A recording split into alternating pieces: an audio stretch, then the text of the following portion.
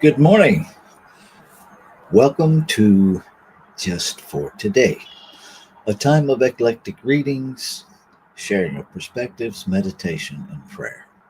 I'm Reverend Rafe Ellis, Senior Minister and Spiritual Leader of the newly joined Centers for Spiritual Living Communities of Columbia and Greater Baltimore. Today is May 24th. And what called to me to read out of this morning, was this book, A Courage to Heal. Um, and I opened it up to the section titled A Working Relationship. And here's what it offers us: intimacy isn't something you can do alone. By its very nature, it assumes a relationship, and a relationship means risk. The other half of any relationship is a person you can't control.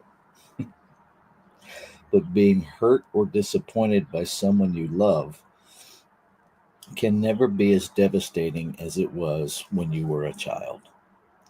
If your trust is broken, it will hurt, but such a breach need no longer annihilate you.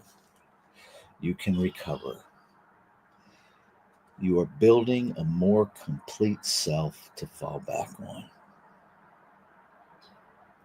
In order to develop a working relationship, you don't have to marry someone or be lovers. You can learn a tremendous amount about intimacy in the context of a close friendship.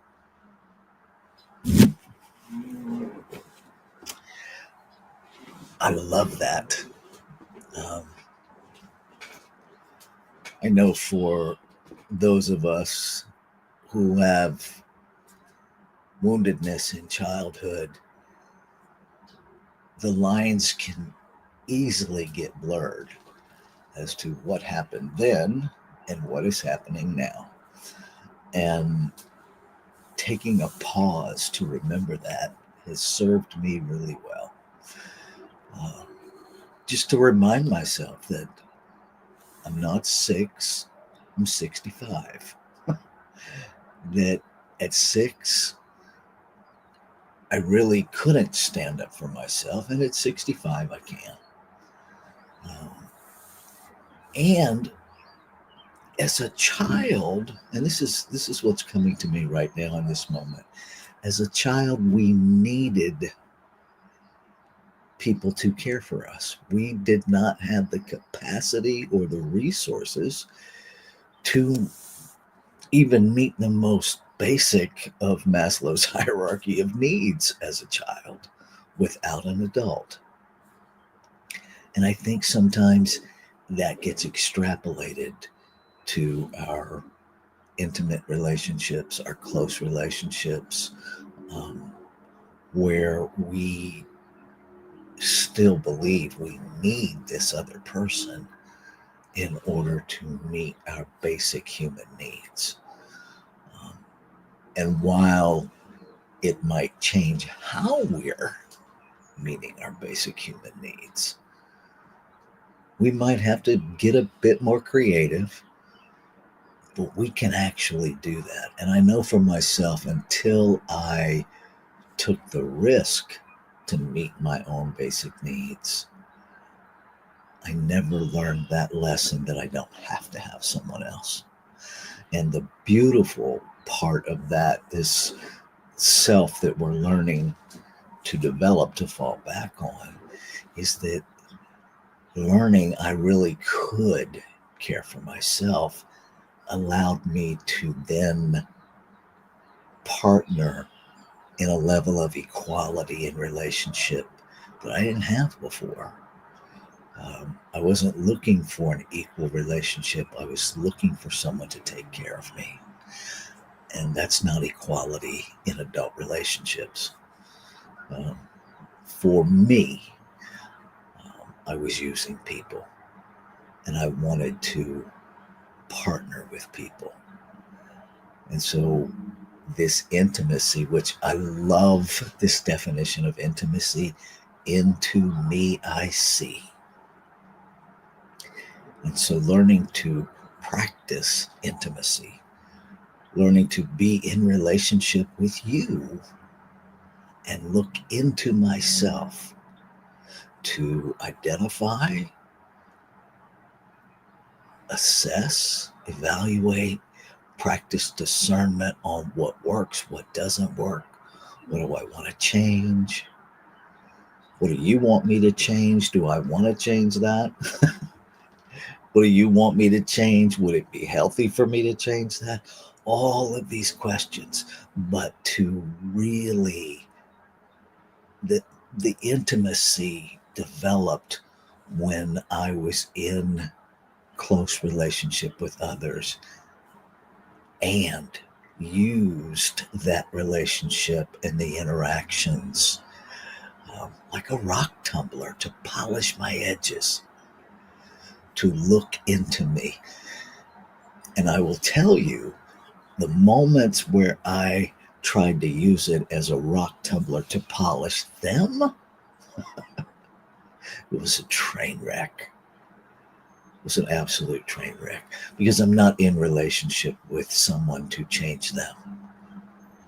I'm in relationships, friendships, partnerships, whatever, community ships, whatever type of relationship it is always about, at the core of it, right? At the interaction level, it's about both of us, but at the core of it, at the essence of every relationship I have, it is about evolving and surfacing the best me that is available.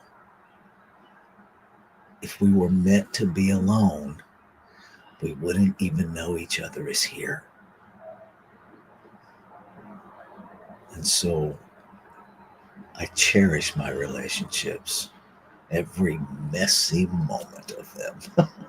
And the more I am in them, the more I cherish the messiness because I understand from experience that the messiness of the relationship means it's real. This picture perfect lifetime movie relationship that has never served me because it's not real, it's not honest, it's not authentic.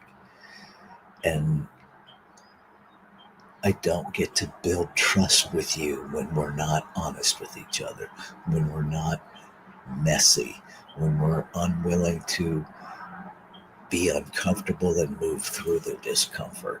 That's what creates the depth of relationship. Yeah. And we are in relationship with everything. We're in relationship with the grass, with the birds, with each other, with technology. We're in relationship with politics, social media. Whether we're engaged in it or not doesn't cancel that we relate to it somehow, some way. Even if the relationship is to refuse to participate, that's still a relationship. Still a relationship. Yeah. Thoughts that you might have? I'll pause here because I know there is a bit of a delay from what I'm doing here live and when it reaches you. I think there's like a 20 to 30-second delay, which is way more time than you think it is.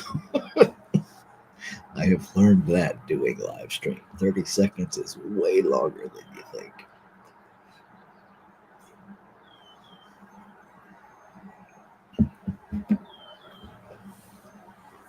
Okay. So I'm going to read this one more time, take us into our 5-minute meditation practice.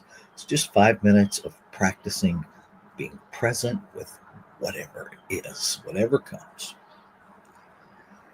Intimacy isn't something you can do alone. By its very nature, it assumes a relationship, and a relationship means risk. The other half of any relationship is a person you can't control.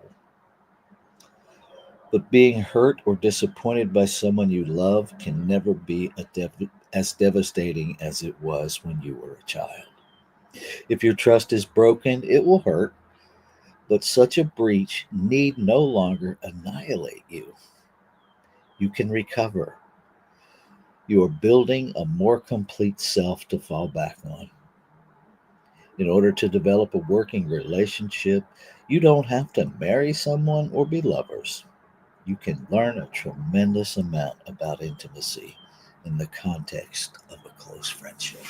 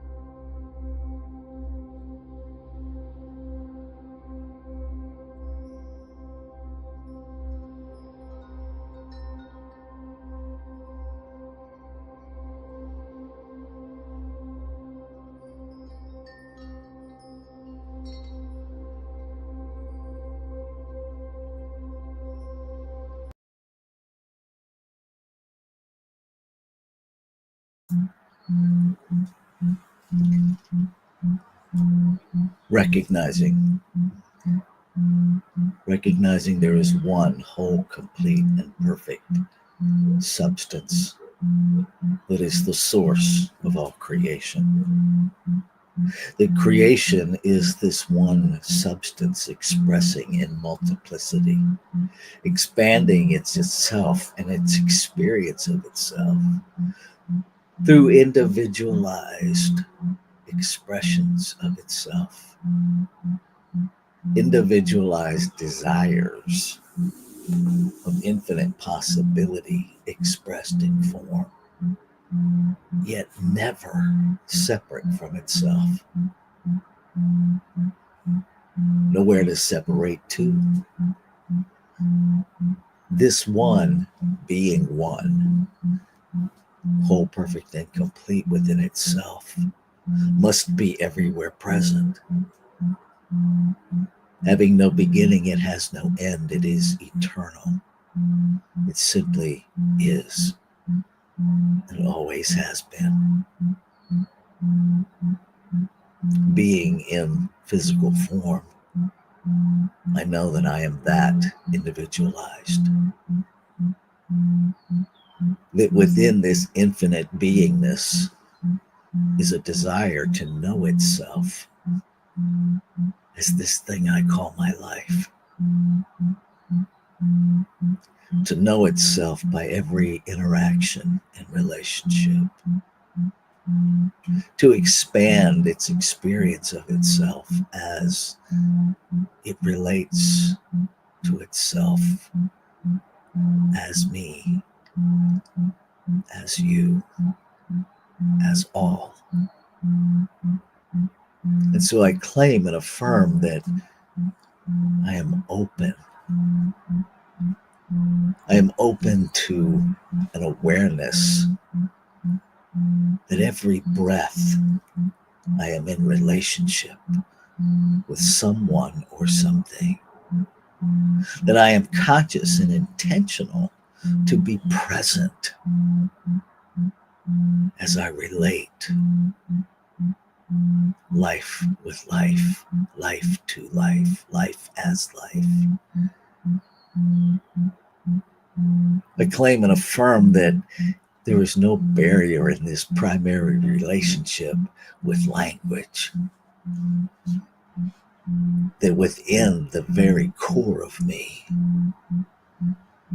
is an understanding and a connection beyond language, beyond risk, the self relating with and communing with the self.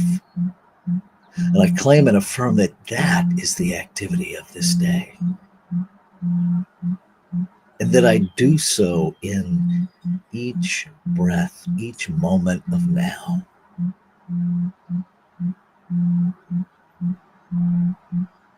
Intentional, purposeful. That I say yes to those divine nudges that guide me through this day. And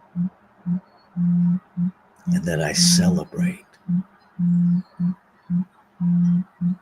That I celebrate the recovering of that original breath within me, that unwounded, unharmed essence of my being. That is the nature of my healing. Rather than removing wounds, it is recovering that first breath.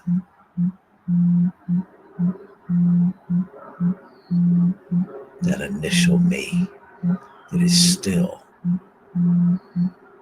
the essence of me. And so knowing that the word spoken is the word fulfilled, I know that it's already complete. And so I step into this journey of this thing I call today, wide open.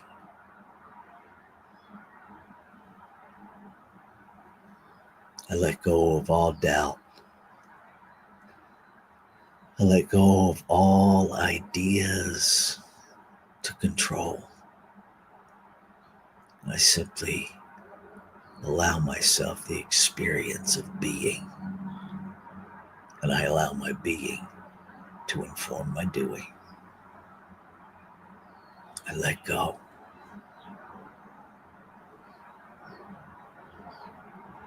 Ashe. Shalom. Aho.